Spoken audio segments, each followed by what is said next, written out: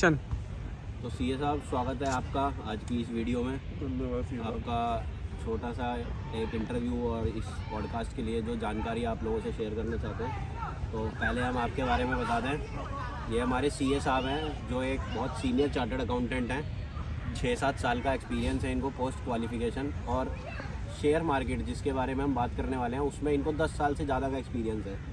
तो सीए साहब, पहले आप अपने बारे में कुछ बताओ, अपना नाम, प्रोफेशन। आपका नाम sir? So guys, my name is Abhishek Agarwal और I am a qualified chartered accountant. So हम दोनों ने साथ में सीए कंप्लीट किया 2018 नवंबर में, और उसके बाद से फिर मैंने तो अपना मार्केट पहले से चालू कर दिया था अपने आर्टिकलशिप पीरियड से। और सीए साहब थोड़े टाइम बाद में आए थे, मतलब 2 साल हुए होंगे उनको। हमें पैसा जोड़ने में टाइम लग गया ना। पैसा जोड़ने में टाइम लग गया। आप बहुत पहले से अमीर थे। कोई बात नहीं, मैं सीए साहब के बारे में बताता हूँ। सीए साहब को शेयर मार्केट की बहुत अच्छी जानकारी है।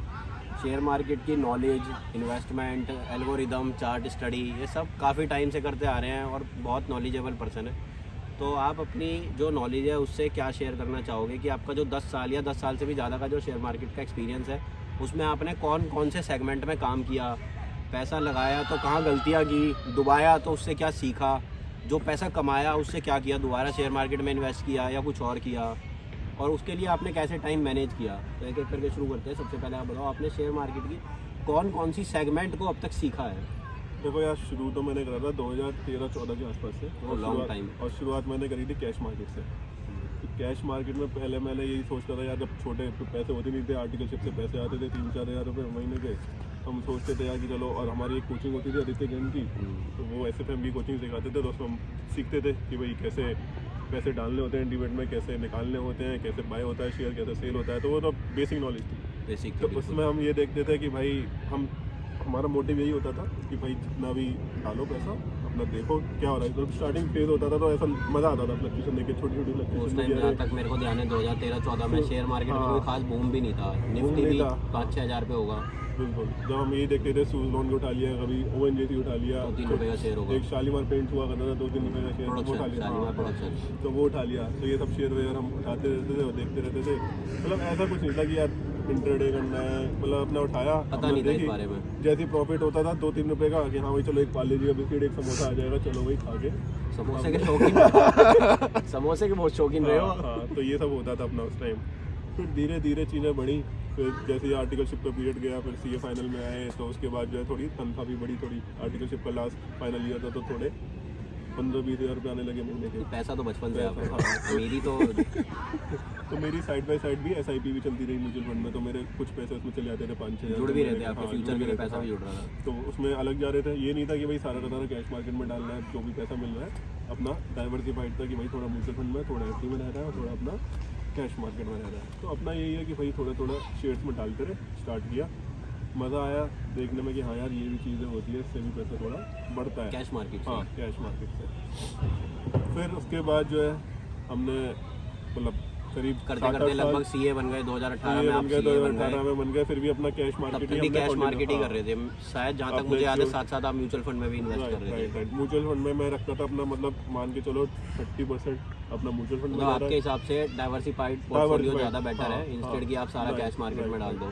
30% अपना उसमें जा रहा है म्यूचुअल फंड में, अपना जो है 20-30% अपना उसमें जा रहा है FD में, थोड़ा FD और PPF दोनों को मिला के वो जा रहा है। अब बाकी का जो बचा अपना 30-40% वो अपना कैश मार्केट में डाल रहे हैं कि हाँ भाई अपनी तरफ से भी, क्योंकि यार हम सीए हैं तो हमें भी नॉलेज है कि भाई कौन सी इंडस्ट्री क्या चल रही है, कौन से शेयर में चाहिए, कौन सा किसका 52 वीक क्लोज। एक ऑर्गेनाइज प्लेटफॉर्म बना के चल रहे हो आप आगे के लिए। पोर्टफोलियो अपना बहुत डाइवर्सिफाइड बना रहे हो, जो फ्यूचर में आपको एक ग्रोथ भी दे। बिल्कुल, और उस पर कंपाउंडिंग भी रहे। तो मेरा मानना ये है कि भाई पोर्टफोलियो बनाना आपको स्टार्टिंग से ही कर देना चाहिए। करीब अगर 18-19 साल का लड़का है तो उसको स्टार्टिंग में ही अपना थोड़ा थोड़ा, चाहे आप 1000 रुपये भी डाल दो महीने के, आप स्टार्ट कर दो। जैसे आप राइट एज की बात कर रहे हो, राइट एज 18-19 साल की है इन्वेस्टमेंट स्टार्ट करने के लिए। स्टार्ट कर दो जितनी अर्ली एज हो। मैं तो 18-19 बता रहा हूँ, पर जितनी अर्ली एज पहले हो, अगर वो तो कर दो। अगर आपके पास है पैसा तो आप डीमैट अकाउंट खोलो। स्टार्टिंग के लिए एक राइट अमाउंट कुछ आप सजेस्ट करोगे? जैसे मान लो कोई इंसान 18 साल में इन्वेस्टमेंट स्टार्ट कर रहा है। या देखो वो डिपेंड करता है सैलरी पे कि इसको क्या सोर्स ऑफ इनकम है, उस पर डिपेंड करता है। 500 से भी कोई अगर सेलिब्रिटी है, कोई एक्टर है, चाइल्ड एक्टर है, तो वो अपने 1-2 लाख रुपए भी डाल सकता है अपने महीने के। मतलब एक जो मिनिमम अमाउंट में मान के चलूँ 500 रुपये से स्टार्ट कर सकता है। जितना भी वो सेविंग कर सकता है, जितना भी उसको मन है कि हाँ यार मेरे पास ये पैसा सेव है, मैं मतलब इसको डाल सकता हूँ, इन्वेस्ट करना चाहता हूँ, तो वो अपना इन्वेस्ट कर ले, चाहे वो 1 रुपया करे या चाहे वो 1 लाख रुपए करे, डजंट मैटर, कुछ भी करे। बस थोड़ा थोड़ा, क्योंकि बूंद बूंद से करना पड़ेगा। आप स्टार्टिंग से ही करोगे तो आप देखोगे कि 18 साल का से ही स्टार्ट करोगे तो आप देखोगे यार 40 साल की एज में क्या बन गया।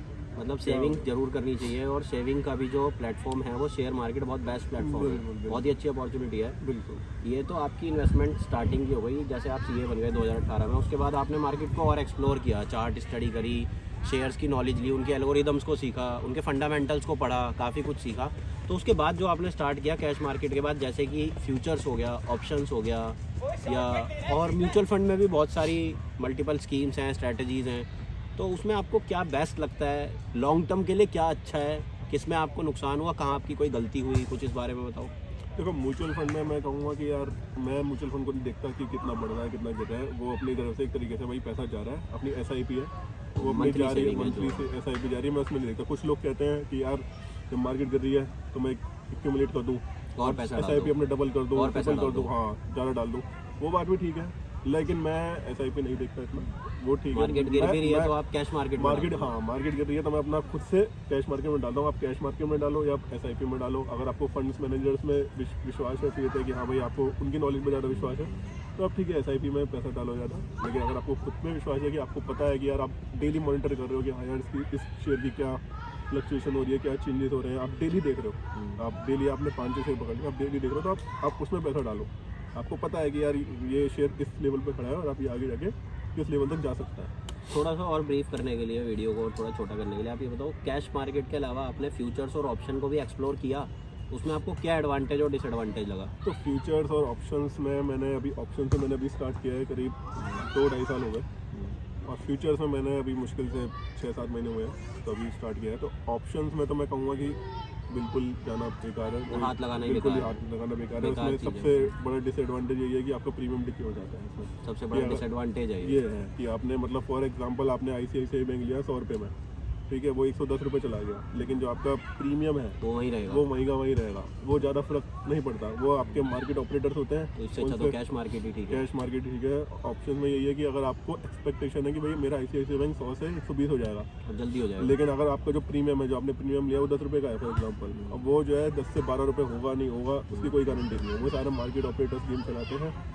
उस पर आप पैसा फंस जाएगा, मतलब पैसा ओवरऑल वो जीरो ही हो जाएगा। अगर आपकी एक्सपेक्टेशन भी सही हो गई कि हाँ यार ये पैसा बढ़ेगा, पर प्रीमियम की आप गारंटी नहीं ले सकते, वो पूरा मार्केट ऑपरेटर्स चलाते हैं उसकी आप गारंटी नहीं ले सकते कि वो बढ़ेगा नहीं बढ़ेगा। आपका ICICI बैंक आप देखो कैश मार्केट में आपका हो गया होगा 100 का 120 हो गया होगा, लेकिन प्रीमियम आपका वहीं का वहीं रहा होगा, और वो डिके होता है क्योंकि टाइम वैल्यू ऑफ मनी का कॉन्सेप्ट होता है। तो वो आपका जो है जैसे जैसे आपकी एक्सपायरी पास आती रहेगी वैसे वैसे आपका प्रीमियम डिके होता रहेगा, खत्म होता है, उसकी वैल्यू जीरो हो जाएगी। दोनों तरफ से जो है मारा मारी है, एक तरफ से हाँ, एक तरफ से अगर आपकी एक्सपेक्टेशन थोड़ी बहुत हिलनी है वो तो एक एक्सपेक्टेशन की, और दूसरा आपका प्रीमियम डिके हो गया, तो दोनों तरफ से आपकी मारा मारी है। डिसएडवांटेज की बात हो गई, ऑप्शन मार्केट का कोई एडवांटेज लगा आपको 2-2.5 साल में कि उसका कोई एडवांटेज है? नहीं, मुझे तो नहीं लगा कोई एडवांटेज नहीं है। हेजिंग के लिए भी नहीं है? नहीं, हेजिंग में बस यही होता है कि अगर फॉर एग्जांपल आपने कोई कॉल बाय कर ली और साथ में आपने कोई पुट भी ले ली, तो मतलब वही है कि वो आपका लॉस लिमिट कर देगा कि भैया आपका लॉस रहेगा, लेकिन आप लॉस में रहोगे। ये होगा हेजिंग से, ये होता है कि आपका लॉस लिमिट हो जाता है, एक्सटेंड नहीं होता। लॉस हो सकता है, ऐसी कोई कंफर्मेशन नहीं है कि लॉस नहीं होगा, लॉस हो सकता है, उसको मिनिमाइज किया जा सकता है, लॉस मिनिमाइज कर सकते हो। इसके अलावा फ्यूचर मार्केट का एडवांटेज और डिसएडवांटेज शॉर्ट में आप कुछ बता रहे हैं? फ्यूचर में ये था कि भाई देखो, फ्यूचर में ये है कि आपको सबसे बड़ा एडवांटेज ये मिलेगा कि आपको जो है 3 से 4 गुना मार्जिन मिल जाएगा, ठीक है। फॉर एग्जांपल कि मेरा रिलायंस का जैसे 1 लाख का लॉट है, आप उसमें 4 से 5 लाख का सामान उठा सकते हो, ठीक है ना, क्योंकि आपको मिल जाता है मुश्किल से 500 का एक लॉट होता है और आपको 5 से 6 लाख का सामान मिल जाएगा। तो सबसे मेन बेनिफिट उसका यही है कि आपको 4 से 5 गुना मिल जाएगा। अब आप पूछोगे कि यार इसमें गारंटी कैसे है कि भाई मेरे को लॉस ना हो, कैसे करेंगे उसमें, कैसे तो डाउन भी जा सकता है? हाँ, डाउन भी जा सकता है। तो इसमें क्या होता है, इसमें वीकली एक्सपायरी नहीं होती, सबसे बड़ी बात इसमें मंथली एक्सपायरी होती है। मंथली एक्सपायरी होगी तो आप क्या कर सकते हो, आप उसको कैरी फॉरवर्ड कर सकते हो। जब तक वो आपकी बाय प्राइस से ऊपर नहीं जा रहा तब तक आप उसे कैरी फॉरवर्ड कर सकते हो, कितना भी कर सकते हो, कोई एक्सपायरी नहीं। फॉर एग्जांपल आपने 1000 रुपये का रिलायंस ले लिया, फ्यूचर उठा लिया 1000 रुपये का, और उसमें उसका जो है वो चला गया 800 पे, आपको 200 पॉइंट का नुकसान हो गया ड्यूरिंग द मंथ। आप क्या करो, आप उसको जो है बेच दो 800 पे और नया अगले महीने का फ्यूचर ले लो 800 रुपये में, ठीक है। अब वो कभी ना कभी तो 1000 रुपये पे आएगा, कभी ना कभी तो आएगा, जो अपने 1000 रुपये पे लिया। जब भी वो 1000 से 1100 पे भी आ गया, आप उसको निकाल लो, तो कभी ना कभी तो आ ही कभी ना जाएगा। कभी तो आएगा, आप अगर जब तक उसको कैरी फॉरवर्ड करते रहो।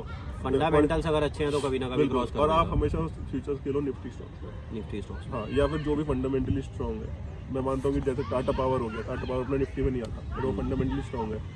या फिर आप जो भी उसको डेली वॉच कर रहे हो, कोई भी स्टॉक है, आप ऐसे शेयर्स में मत लगाओ जो वोडा आइडिया हो गया, सुजलोन हो गया, इनके फ्यूचर्स भी नहीं होते हैं, बट अगर है किसी के तो ऐसे शेयर्स में मत लगाओ। ठीक है, जो भी आपके निफ्टी के स्टॉक्स हैं उन्हीं में लगाओ, उनमें लगाओ। और जब तक, जैसे मैंने आपको एग्जांपल दिया कि 1000 का रिलायंस है, 800 का हो गया, ठीक है, 800 से भी फिर वो आगे 600 पे आ गया, आप उसको कैरी ओवर करते रहो। ठीक है, आप उसको लो, क्योंकि यार देखो 1000 से वो 800 पे आया तो वो आपको अगले मंथ सस्ता ही मिलेगा, 800 में मिलेगा, 1000 पे तो मिलेगा नहीं। तो जो आपको जो 200 पॉइंट का लॉस है वो तो गया, ठीक है, लेकिन आपको रिलायंस जो पहले 1000 का मिल रहा था वो 800 का मिल रहा है, तो आप कैपेबल हो कि आप उसको रिलायंस को दोबारा ले सकते हो। दोबारा ले सकते हो, उतना दोबारा ले- कैपिटल तो आपके उतना हाथ में ही capital है। हाथ में है और नहीं। वो 800 रुपये कल को 900 हो जाएगा तो कैपिटल दोबारा बढ़ जाएगा, हाँ। फिर 1000 हो जाएगा तो दोबारा क्योंकि बढ़ आप वो जाएगा। फीचर आप दोबारा ले सकते हो। ठीक है, क्योंकि जो 1000 का मिल रहा था वो मेरे को 800 का मिल रहा है, तो वो 200 पॉइंट तो गए, चलो ठीक है, बट कभी ना कभी तो बढ़ेंगे, क्योंकि आपको पता ही है यार कि रिलायंस पहले कहाँ था और अब कहाँ हो गया। ठीक है, तो आप इसको कैरी फॉरवर्ड करते जाओ, कभी ना कभी प्रॉफिट होगा। तो ये एक तरीके से मतलब ये है कैश मार्केटिंग। यूजफुल स्ट्रेटेजी है, हाँ, ये है cash marketing, but margin money है तो उसका मार्जिन बेनिफिट है मनी कि है। आपने हाँ, कम पैसे में ज़्यादा सामान उठा लिया, और इसमें बस आपको ये करना है कि बस आपको कैरी फॉरवर्ड करना है। कैश मार्केट में तो ये है कि ये बेनिफिट है कि आप खरीद के भूल गए, रिस्क आपने टेकिंग डाला। कम है, हाँ। फ्यूचर पर्सपेक्टिव के हिसाब से ग्रोथ ज़्यादा है, शेयर अच्छा होना चाहिए। बिल्कुल, आपने डाला भूल गए। कैश मार्केट फ्यूचर में है, बस आपको मंथ एंड में एक बार देखना, 3:30 बजते ही मंथली एक्सपायरी होगी आपकी 26 से 30 के बीच में। आपको देखना है कि यार आज 3:30 बनने से पहले मेरे को ये सौदा काट के अगले महीने को अगले मंथ उठा के अपना बस चिल करो। कैश फिर आपको ऑप्शन पूरे महीने देखनी नहीं मार्केट, अपना खरीद के रखो। अगले महीने की 30 तारीख। क्योंकि मैंने एक चीज़ और एक्सपीरियंस करी है कि आप जितना मार्केट को देखोगे ना, उतना आपको वो रहेगा कि यार मैं काट देता हूँ। Curiosity अरे यार, बढ़ेगी। हाँ, फॉर एग्जांपल आपको रिलायंस का आपने 1000 का लिया, तो आपका वो हो गया 1020 पॉइंट मिले, आपने कहा यार प्रॉफिट हो रहा है यार, 30,000 आप का मार्केट आप काट दोगे, आपको यार प्रॉफिट हो रहा है, ले लेता हूँ। लोग क्या करते हैं, लॉस को जो होल्ड कर लेते हैं, प्रॉफिट को काट देते हैं, छोटे मोटे प्रॉफिट। लॉस बड़ा देख लेते हैं, प्रॉफिट बड़ा नहीं देखा जाता। स्टॉप लॉस रखते नहीं है। ठीक है यार, आपको स्टॉप लॉस नहीं रखना, मत रखो, बट मैं कहूँगा कि आप प्रॉफिट भी मोटा रखो ना यार, प्रॉफिट भी बड़ा रखो। प्रॉफिट के लिए भी पेशेंस रखो। प्रॉफिट के लिए भी पेशेंस patience रखो। game। अगर आपको लॉस बड़े करना है, करो, स्टॉप लॉस नहीं रखना मत रखो, बट प्रॉफिट भी रखो। मतलब पेशेंस की बहुत ज़रूरत है, ओवरऑल ये है। हाँ। और मैं आपकी जो आपने ओवरऑल इन्फॉर्मेशन दी बहुत यूज़फुल है। उसमें आपसे एक चीज़ जो शॉर्ट में पूछना चाहूँगा, कुछ 2-3 सवाल हैं कि आपके 10 साल से ज़्यादा के एक्सपीरियंस में रेटिंग वाइज अगर आप दोगे कैश मार्केट, ऑप्शन मार्केट और फ्यूचर मार्केट को 1 2 3 में क्या रेटिंग दोगे? देखो यार, रेटिंग सबके हिसाब से अपने अलग अलग है, experience सबके की। हिसाब से अलग अलग है। देखो, अगर आप छोटे इन्वेस्टर हो तो आपके लिए कैश मार्केट सबसे बढ़िया है। नंबर अगर 1 है। हाँ, कैश मार्केट से आपको बस अपना डालो पैसा, भूल जाओ। अगर आपके पास है पैसा थोड़ा बहुत कि आप सेविंग है इतनी आपकी कि यार आप डाल सकते हो, मतलब आपके पास होगा करीब 3-4 लाख रुपए है, तो आपके लिए फ्यूचर बेस्ट है। आप फ्यूचर में डालो, आप बस अपने 2-3 स्टॉक छांटो जिस पे आपको फेथ है। अगर फेथ नहीं है, मतलब इतना फेथ होना चाहिए कि यार ये कभी ना कभी तो बढ़ जाएंगे। आज नहीं बढ़ते, कभी ना कभी तो बढ़ेंगे, कोई इनमें स्कैम नहीं निकलेगा, कोई कुछ नहीं, फंडामेंटली स्ट्रॉन्ग है, कभी ना कभी तो बढ़ेगा। तो ये अपना जो है उस पर वो रखो, और अपना जो इस हिसाब से, तो उसके लिए फ्यूचर बढ़िया है। ऑप्शन आप बिल्कुल जीरो साइड में लास्ट कर दो। रेटिंग है उसकी, तो वो आप किसी के लिए भी अच्छा नहीं है, चाहे छोटा बस इन्वेस्टमेंट है, खाली चाहे बड़ा। एक्सप्लोर करने के लिए आप अगर यूज़ करके देख सकते किसी हो। को यूज़ करना है, किसी को लगता है यार मेरे पास खाली पैसा पड़ा है, मेरे पे खर्च नहीं हो पा रहा, और उसको मजा लेना है थोड़ा कि हाँ यार क्योंकि उसमें जो फ्लक्चुएशन है वो मजे वाली है। फ्लक्चुएशन में लेना, तो आप फ्यूचर में खेलो, कोई मना नहीं कर रहा। लेकिन अगर छोटा इन्वेस्टर है तो उसके लिए कैश मार्केट सबसे बेस्ट है, और बड़ा इन्वेस्टर है तो उसके लिए फ्यूचर मार्केट। आपकी जो आज तक की जर्नी रही, 10 साल से भी ज़्यादा की जो जर्नी रही, इसमें कोई आप एक ऐसा शेयर ऑडियंस को बताना चाहोगे जिसमें आपको सबसे ज़्यादा प्रॉफिट हुआ? शेयर का नाम। देखो यार, अगर मैं बोलूँ तो मैंने एयरटेल में बहुत पैसा कमाया है। एयरटेल में मैंने कोशिश करी है कि यार इसको मेरे को नुकसान हो जाए, नहीं हो पाया। भारतीय एयरटेल, भारतीय एयरटेल में उसमें आपने जान के लॉस करने की हाँ, कोशिश की तो भी नहीं हुआ। और टाटा पावर भी आप कह सकते हो कि टाटा पावर में ने भी कभी मेरे को वो धोखा तो नहीं मेरा भी दिया। फेवरेट शेयर हाँ। है। तो टाटा पावर और भारतीय एयरटेल है। एनटीपीसी है जिसमें मैंने जब पैसा टॉप डाला पे है। टॉप पे एयरटेल है, भारतीय एयरटेल है। हाँ, हाँ। और पूरी आपकी भारतीय जर्नी में कोई एक ऐसा शेयर, और अगर आपको जो है इन्वेस्टमेंट तौर पे लेना है, कि अगर आपको चाहते हो कि यार मेरी डिविडेंड इनकम से आपके पास इतना पैसा कि मेरे पे डिविडेंड इनकम आती रहे, तो आप कोल इंडिया में लगाओ। कोल इंडिया मेरे को बहुत सही शेयर लगता है, स्टेबल है, स्टेबल है, Long मतलब term journey डिविडेंड है। भी काफ़ी अच्छा देगा, मतलब आप उसको रख के भूल जाओ। अब उसको 10 साल वैसे बाद भी देखना। कंपनी की मोनोपोली है मार्केट में। हाँ मोनोपोली, बिल्कुल सही बात बोले आप। तो आप ये देखो कि 10 साल उसको रख के भूल जाओ, फिर आप देखना यार डिविडेंड इनकम अलग आ रही है, वो पैसा अलग बढ़ रहा है, तो अलग मजा है। कोल इंडिया और वेदांता ये और दोनों स्ट्रॉन्ग जो है। ये तो आपने रिकमेंडेशन दी उस शेयर की जो अच्छा है, इसमें प्रॉफिट है, डिविडेंड है, सब कुछ है। हाँ आपकी जो आज तक का एक्सपीरियंस रहा उसमें कोई ऐसी बड़ी गलती जिसमें आपका सबसे बड़ा लॉस हुआ हो, मैं अमाउंट की बात नहीं कर रहा, जिसमें आपसे सबसे बड़ी गलती हुई हो और आपका बहुत मोटा लॉस हुआ हो। बस यही कि ऑप्शन में था कि ऑप्शन में मैंने खेला, मैंने उसमें कोई स्टॉप लॉस नहीं लगाया, कुछ नहीं लगाया, ऐसे ही देखा यार ठीक है। पहले मैं सोचता था यार कि ठीक है 10,000 का लॉस मोटा लॉस है, फिर मैंने कहा यार 10,000 की लॉस की आदत हो गई, मैंने कहा 50,000 का ठीक है यार, ये भी 50 नॉर्मल हो लॉस गया। नॉर्मल हो गया। फिर धीरे धीरे लॉस बढ़ने लगे तो सब लॉस नॉर्मल लगने लगे। फिर उसके बाद छोड़ दिया। बात समझ में आएगी यार हम ये सब तुक्काबाजी कर रहे हैं, ऐसे ही हवा में कोई कॉल ले फायदा ली, नहीं हवा है। में पुट ले ली, उसका कोई फ़ायदा नहीं है। अपना आप स्ट्रेटेजिकली खेलोगे, स्ट्रेटेजी चलोगे कि हाँ यार समझ के खेलोगे। चार्ट पढ़ लो, चार्ट पढ़ने आते हैं, अगर नहीं आते तो फिर आप स्ट्रेटेजिकली चलो। जैसे मैंने बताया कि फ्यूचर में बताया कैरी फॉरवर्ड करो, कैरी फॉरवर्ड का कॉन्सेप्ट यूज़ करो, फंडामेंटली स्ट्रॉन्ग में लगाओ स्टॉक्स में। अगर आपको लॉन्ग टर्म खेलना है तो फ्यूचर्स में भी लॉन्ग टर्म खेल सकते हो, फ्यूचर्स में जैसे मैंने बताया। बिल्कुल। आप ऐसे स्टॉक्स में खेलोगे तो कभी धोखा नहीं होगा। अगर आपको टेक्निकल एनालिसिस नहीं आता, चार्ट पढ़ना नहीं तो आता, ऑप्शन मार्केट से तो जल्दी से जल्दी ऑप्शन एग्जिट मार्केट कर देना तो चाहिए। मेरी सबसे बड़ी गलती यही थी कि ऑप्शन मार्केट में मैंने गया। आज तक की सबसे बड़ी गलती यही कि ऑप्शन मार्केट में हाथ लगाया। बिल्कुल। अब अपनी कसम खा रखी है कि भाई ऑप्शन मार्केट अपनी खा बिल्कुल। रखी है। मतलब किसी से खत्म कर रखी है कि भाई आप नहीं खेलना ऑप्शन मार्केट में। फ्यूचर्स में बस कॉन्सेप्ट समझ में आ गया है। अब देखेंगे कि जब रिलायंस, अब जैसे फॉर एग्जांपल कि रिलायंस में मैं भी कैरी फॉरवर्ड कर रहा हूँ, देखेंगे कभी ना कभी तो आएगा। और जब आएगा तो वो कॉन्फिडेंस ही लाएगा कि यार हाँ ठीक है अपना कॉन्सेप्ट सही है। बहुत अच्छी इन्फॉर्मेशन दी आपने आज के लिए, थैंक यू सो मच। आज आप इसके साथ इस वीडियो में आपने बहुत यूज़फुल इन्फॉर्मेशन दी है जो हमारे फॉलोअर्स को, हमारी ऑडियंस को बहुत पसंद आएगी और उनको बहुत हेल्प भी मिलेगी।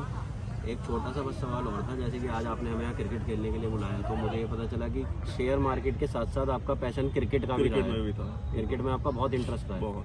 तो आप दोनों को साथ में मैनेज करके चल रहे हो, साथ में आप जॉब भी कर रहे हो, तो बहुत एफर्ट लगते होंगे सब। नहीं ऐसा कुछ नहीं है। बस देखो मंडे टू फ्राइडे अपना जॉब चल रही है और मैंने जैसे बताया कि मैं अपना ट्रेडिंग नहीं करता इतना कि भाई पैसा इन्वेस्ट रोज करके छोड़िए। अपना जैसे फ्यूचर लिए डाल के छोड़ दिए।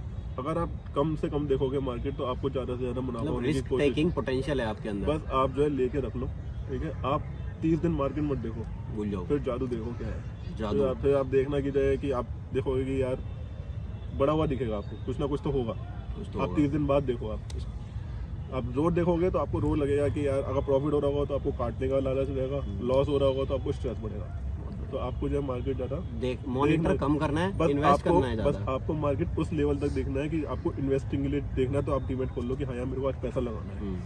बाकी प्राइस एग्जिट करने का मत बाकी सोचो इतनी हाँ जल्दी। बाकी प्राइस कहाँ जा रहा है, क्या हो रहा है वो मत देखो। बस आपको इन्वेस्ट करना है, तब आप डीमेट अकाउंट खोलो अपना और डालो पैसा। तो मेरा मार्केट में तो ये इतना टाइम जाता है। बाकी अपनी जॉब चल रही है और संडे भाई तुम लोग क्रिकेट खेल लेते हैं। संडे को बिहाइंड द सीन हमारे साथ अमन भाई भी हैं जो हमारी हेल्प कर रहे हैं इस वीडियो को बनाने में, और वही इतनी देर हमारी हेल्प करते हैं, सारा कैमरा मैनेज करने में और सारा सेटअप भी वही तैयार करते हैं। और अमन भाई भी चार्टर्ड अकाउंटेंट हैं। हमारे प्रमोशन कर देना बहुत जरूरी है। कैमरामैन भी चार्टर्ड अकाउंटेंट है और हमारे इंट्रोडक्शन दे रहे हैं वो भी चार्टर्ड अकाउंटेंट है और जो इंट्रोडक्शन ले रहे हैं वो भी चार्टर्ड अकाउंटेंट है। तो सर यूजफुल इन्फॉर्मेशन है भाई। आप सीए साहब की बात मानो। जैसे कि अब 2024 जा रहा है और 2025 आ रहा है, तो 2025 के लिए सिर्फ एक शब्द में आप हमारे फॉलोअर्स को, ऑडियंस को कोई एक शेयर की रिकमेंडेशन देना चाहेंगे कि 2025 में किस शेयर में फ्यूचर में पैसा डाल के भूल जाओ, बस एक शेयर का नाम है। देखो मैंने बोला कि निफ्टी के किसी भी शेयर में लगा दो। देखो अगर निफ्टी बढ़ेगी, यार शेयर का प्रमोशन हो जाएगा, किसी एक शेयर का नाम बता दो। आपने बोल दिया तो फिर कुछ बात तो होगी शेयर में। लगाओ तो भारतीय एयरटेल में लगा दो। जैसे मैंने बोला कि मेरा फेवरेट, देखो सबके फेवरेट अलग अलग शेयर होते हैं। तो मेरा फेवरेट जैसे भारतीय एयरटेल है। अभी देखो कोल इंडिया भी नीचे है, ठीक है ना। कोल इंडिया भी अभी सही उस पर है। विप्रो भी बहुत अच्छे प्राइस पे है। विप्रो अब विप्रो पे ले सकते हो, कोल इंडिया लगा सकते हो। रिलायंस भी देखो 52 भी किलो के पास है, रिलायंस पे लगा लो। तो ये 3-4 स्टॉक हैं। आपके पास इतना पैसा भी नहीं होगा। मैं मतलब 3 से 4 लाख की कैपिटल के हिसाब से बता रहा हूँ कि अगर आपके पास इतना है, 5 लाख तक की कैपिटल है, तो आप देखो कोल इंडिया देख सकते हो, एयरटेल देख सकते हो, रिलायंस देख सकते हो। ये सब अभी नीचे है और आप इनमें लगाओ और देखो फिर जादू। चलो बहुत बढ़िया, थैंक यू सो मच आपकी आज की इस इन्फॉर्मेशन के लिए। बहुत मजे करा दिया यार आपने, बहुत बढ़िया। चलो ठीक है, ओके जी, ठीक है जी, thank you bye bye, guys, फिर बाय मिलेंगे। बाय।